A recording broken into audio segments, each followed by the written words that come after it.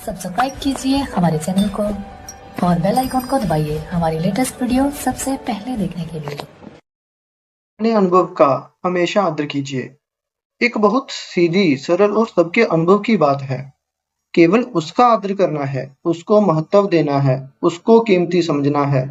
जिस तरह आपने रुपया, सोना, चांदी, हीरा, पन्ना आदि को कीमती समझ रखा है, इस तरह इस बात को कीमती समझो, इसको महत्व दो, तो अभी इसी क्षण उद्धार हो जाएगा।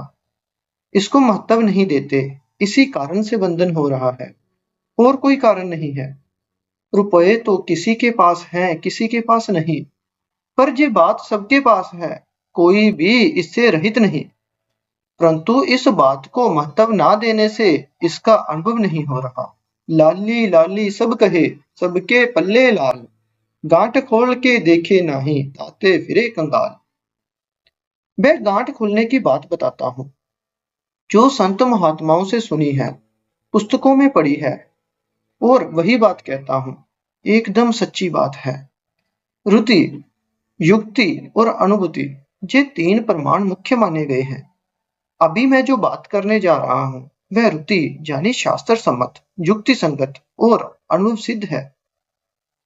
आप अपने को मानते हैं कि मैं वही हूँ जो बचपन में था, अर्थात बालकपन में जो था वही आज हूँ, और मरने तक मैं वही रहूंगा। शास्त्र संत अपनी संस्कृति के अनुसार आप ऐसा भी मानते हैं कि पहले जन्मों में भी मैं था, इसके बाद भी अगर मेरा जन्म होंगे तो मैं रहूंगा। बालकपन भी अभी नहीं है और मृत्यु का समय भी अभी नहीं है, पहले के जन्म भी अभी नहीं है और आगे के जन्म भी अभी नहीं है, परंतु मैं अभी हूँ। तात्पर्य ये हुआ कि मैं नित्य निरंतर हूँ और शरीर बदलते हैं। शरीरों के बदलने पर भी मैं किंचित मात्र भी नहीं बदलता। शरीर तो प्रति क्षण बदलते रहते हैं, एक क्षण भी ऐसा नहीं जिसमें ये ना बदलते हों, परंतु इनमें रहने वाला मैं स्वरूप अनंत युग अनंत ब्रह्मा बीतने पर भी कभी नहीं बदलता। अत बदलने वाले शरीर और ना बदलने वाले अपने आप को मिलाए नहीं, युत अलग अलग कर लें, बस इतना ही काम है। जब इन दोनों को मिलाकर देखते हैं तब अज्ञान हो जाता है, और जब इनको अलग अलग देखते हैं तो ज्ञान की अनुभूति हो जाती है। आप जानते हैं कि बचपन में मैं जो था वही मैं आज हूँ। इस ज्ञान को शास्त्रीय भाषा में प्रत्यविज्ञा कहते हैं। इसी ज्ञान को तत्वमसि वही परमात्मा तू है कहते हैं। ऊंचा सा ऊंचा महावाक्य भी यही है, साधारण से साधारण का अनुभव भी यही है। केवल इस पर दृढ़ रहना है कि जो बदलता है वह मेरा स्वरूप नहीं। वृत्तियां बदलती हैं, अवस्थाएं बदलती हैं, घटनाएं बदलती हैं, परिस्थितियां बदलती हैं, व्यक्ति बदलते हैं, वस्तुएं बदलती हैं, पर मैं बदलने वाला नहीं हूँ। मैं बदलने वाले को देखने वाला हूँ। बदलने वाला वही देखता है जो स्वयं ना बदलने वाला होता है। इसलिए मैं सदा रहता हूँ। मेरा स्वरूप कभी बदलता नहीं और शरीर कभी स्थिर रहता नहीं। मैं वही हूँ पर शरीर वही नहीं। ऐसे ही परमात्मा वही है पर संसार वही नहीं। जो सतयुग त्रेता द्वापर आदि अनंत युग से पहले थे वही परमात्मा आज है। अनंत युग बदल जाएंगे तो भी परमात्मा वही रहेंगे। अंत मैं और परमात्मा एक है तथा शरीर और संसार एक है। क्षितिजल पावक गगन समीरा, पंचरचित अतम अद्भुत शरीरा। भूल ये हुई कि शरीर को तो संसार से अलग मान लिया कि ये तो मैं हूँ और ये मैं नहीं हूँ, और अपने को परमात्मा से अलग मान लिया कि मैं तो जहाँ हूँ और परमात्मा ना जाने कहाँ है। शरीर संसार से कभी अलग हो ही नहीं सकता। ब्रह्मा जी की भी ताकत नहीं कि शरीर को संसार से अलग कर दे।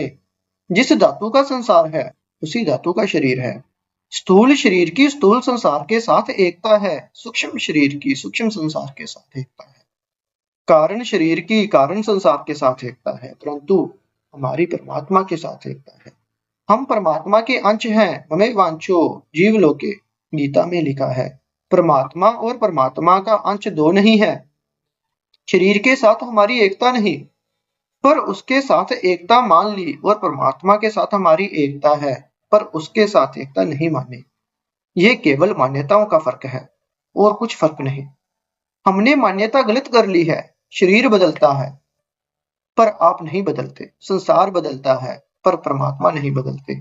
शरीर संसार के साथ एक है, ये विवेक मनुष्य मांतर में स्वतः सिद्ध है। ये कभी मिट नहीं सकता। संसार और परमात्मा का हमारे शरीर और हमारे स्वरूप को जो दो पना है, ये कभी मिटेगा नहीं। ये नित्य निरंतर रहने वाला है। परंतु मनुष्य इस बात का आदर नहीं करता, इसको महत्व नहीं देता। मैं शरीर से अलग हूँ, इस बात को तो उसने नकार रखा है और ये शरीर मैं हूँ, इसी बात को पकड़ रखा है। परंतु शरीर के साथ एकता तो अभी तक कोई पकड़कर रख ही नहीं सका और रख सकेगा भी नहीं।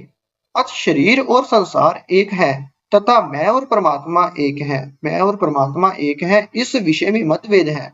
द्वैत मत वाले परमात्मा के साथ जाति से एकता मानते हैं और अद्वैत मत वाले स्वरूप से एकता मानते हैं।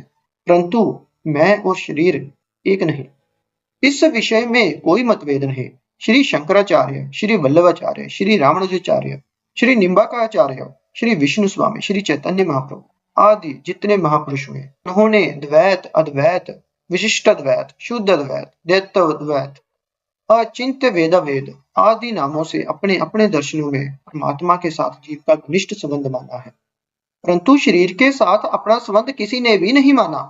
शरीर संसार के साथ हमारी एकता नहीं है, इस विषय में सभी आचार्य, दार्शनिक, विद्वान एक मत है। जिस विषय में सभी एक मत है, उस बात को आप मान लो।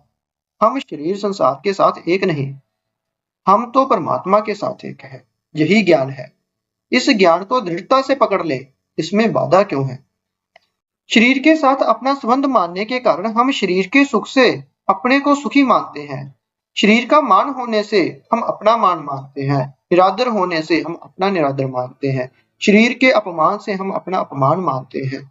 वास्तव में शरीर को कोई पीस डाले तो भी हमारा कुछ नहीं बिगड़ता। एक दिन इस शरीर को लोग जला ही देंगे, पर हमारा बाल भी बांका नहीं होगा। हमारे स्वरूप का किंचित मात्र भी हिस्सा नहीं जलेगा, नष्ट नहीं होगा। संसार हमारा निरादर कर दे, अपमान कर दे, निंदा कर दे, दुख दे, शरीर के टुकड़े टुकड़े कर दे, तो क्या हो जाएगा? परमात्मा स्वरूप में अत्यंतिक सुख में स्थित मनुष्य बड़े भारी दुख से विचलित नहीं किया जा सकता। किसी कारण से शरीर के टुकड़े टुकड़े कर दिए जाएं, तो भी वह अपने स्वरूप से विचलित नहीं होता। महान आनंद से इधर उधर नहीं होता। हाँ, शरीर को पीड़ा हो सकती है, मूर्छा आ सकती है, पर दुख नहीं हो सकता। इतना आनंद संसारिक वस्तुओं से कभी नहीं हो सकता। परंतु आपने मैं और शरीर दो हैं इस बात का अनादर कर दिया और शरीर के साथ एक होकर उसके दुख में दुख और सुख में सुख मान लिया। इसको कृपा करके ना माने। कई लोगों के मन में विचार आता है, शरीर तो प्रत्यक्ष दिखता है, इसको कैसे ना माने? हाँ, दिखता है तो दिखता रहे, इसको मानो मत। दर्पण में अपना मुख दिखता है, तो उस मुख को आप दर्पण मानते हो क्या? नहीं मानते। दर्पण में दिखने वाले मुख को आप पकड़ सकते हो क्या? नहीं पकड़ सकते। जो दिखता है उसको आप मत मानो। मैं शरीर हूँ, ये दर्पण में दिखने वाले मुख की तरह दिखता है, वास्तव में मैं नहीं। अगर आप और शरीर एक होते तो शरीर आपसे छूट नहीं सकता और आप शरीर को छोड़ नहीं सकते। परंतु मरने पर शरीर छूट जाता है और आप शरीर को छोड़ देते हो। आप और शरीर एक नहीं। जैसे मैं मकान में बैठा हूँ तो मेरे बिना भी ये मकान रहता है और इस मकान के बिना भी मैं रहता हूँ। इसलिए मैं मकान नहीं, या ये मकान मैं नहीं। हम मरे हुए मनुष्यों को, पशुओं को देखते हैं कि उनके शरीर तो यहीं पड़े हैं, पर उनमें रहने वाला जीवात्मा चला गया है। वह दोनों अभी अलग हुए हों ऐसी बात नहीं, वो तो पहले से ही अलग थे। अगर जीवात्मा और शरीर एक होते तो जीवात्मा के साथ शरीर भी चला जाता, अथवा शरीर के साथ जीवात्मा भी यहीं रहता। परंतु ना तो जीवात्मा के साथ शरीर रहता है और ना ही शरीर के साथ जीवात्मा। शरीर और जीवात्मा दो हैं, इसमें कोई संदेह नहीं। इन दोनों को अलग अलग जानना ही ज्ञान है, जिसका वर्णन भगवान ने गीता के आरंभ में किया। अपने उपदेश के आरंभ में ही भगवान ने बताया कि शरीर और शरीरी, देह और देही, ये दोनों अलग अलग हैं। शरीर सदा बदलने वाला है, पर शरीरी कभी बदलने वाला नहीं, नष्ट होने वाला नहीं। इस प्रकार जान लेने पर शोक हो ही नहीं सकता, क्योंकि नाश होने वाले का नाश होगा ही, इसमें शोक की क्या बात है। और अविनाशी सदा अविनाशी ही रहेगा, इसमें भी शोक की क्या बात है। जैसे आप अपने को शरीर में मानते हैं, ऐसे ही परमात्मा तत्व संपूर्ण संसार में है। संपूर्ण संसार में होते हुए भी परमात्मा का संसार से कुछ भी संबंध नहीं। सबका सब संसार उथल पुथल हो जाए तो भी परमात्मा का कुछ नहीं बिगड़ता। ऐसे ही आपका शरीर उथल पुथल हो जाए तो भी आपका कुछ नहीं बिगड़ता। जैसे आप हैं वैसे ही रहते हो। आपने गुणों का संग माना है, शरीर के साथ अपना संबंध माना है, इसीलिए जन्म मरण होते हैं। कारण गुण संज्ञोस्य सदयोग्य निजमस्सु। गुणों का संग छोड़ने पर जन्म मरण है ही नहीं। गुणों का संग आपने माना है, इसलिए उसको ना मानने पर वह संबंध अपने आप ही मिट जाएगा। ये एक सीधी और सच्ची बात है। आप नित्य निरंतर रहते हैं और शरीर एक क्षण भी स्थिर नहीं रहता, नित्य निरंतर बदलता रहता है। ये बात सुनने पर अच्छी लगती है, ठीक लगती है, फिर भी ये बात रहती नहीं, ऐसा आप मत मान। ये बात कभी जा नहीं सकती, अनंत युगों से ये बात वही रही, तो अब कैसे चली जाएगी। पहले इस बात की तरफ लक्ष्य नहीं था, अब लक्ष्य हो गया, इतना फर्क पड़ गया बस। वह बात ना तो पहले गई थी न अब जाएगी, ये तो सदा ही रहेगी। याद ना रहे तो भी ये ऐसी ही रहेगी, इसका अनुभव ना हो तो भी ये बात ऐसी ही रहेगी। जैसे ये अभी हमें अपने आसपास दीवारें दिखती हैं, बाहर चले जाओ तो ये दीवारें नहीं दिखेंगी, तो ये दीवारें मिट गई क्या। जो बात सही है वह तो ज्यों की त्यों ही रहेगी, उसमें कभी कुछ नहीं बदलेगा। फिर कभी मन में विचार आता है, जब सब पता है तो फिर बाधा क्या लग रही है। दूसरों से सुख लेते हैं, यही खास बाधा है। अब दूसरों को सुख देना शुरू कर दो। इतने दिन से सुख लिया है, अब सुख देना शुरू कर दो, बस निहाल हो जाओगे। रुपया पैसा मेरे को मिल जाए, आराम मुझे मिल जाए, सुख मुझे मिल जाए, मान मेरा हो जाए, बड़ाई मेरी हो जाए, यही महान वादा है। और इससे मिलेगा कुछ नहीं। रुपया पैसा मान बढ़ाई आदि मिल भी जाएं तो टिकेंगे नहीं, और टिक भी जाएं तो आपका शरीर नहीं टिकेगा। शुद्ध हानि के सिवाय एक बाल के बराबर भी लाभ नहीं होगा। इतने नुकसान की बात भी नहीं छोड़ोगे तो क्या ही छोड़ो। संसार से सुख लेने की जो कामना है, यही वादा है। धन मान भोग जमीन मकान आदि कई तरह की कामनाएं हैं, पर मूल में कामना यही है कि मेरे मन की बात पूरी हो जाए, मैं जैसा चाहूं वैसा हो जाए। अगर इसकी जगह ये भाव हो जाए कि मेरे मन की ना होकर भगवान के मन की हो जाए अथवा संसार के मन की हो जाए, तो निहाल हो जाओगे। इसमें संदेह नहीं, भगवान के मन की बात पूरी हो जाए ये भक्ति योग हो गया, संसार के मन की बात पूरी हो जाए ये कर्म योग हो गया। मेरे मन की बात है ही नहीं, मन मेरा है ही नहीं, ये तो प्राकृतिक है और यही ज्ञान योग है। राधे राधे।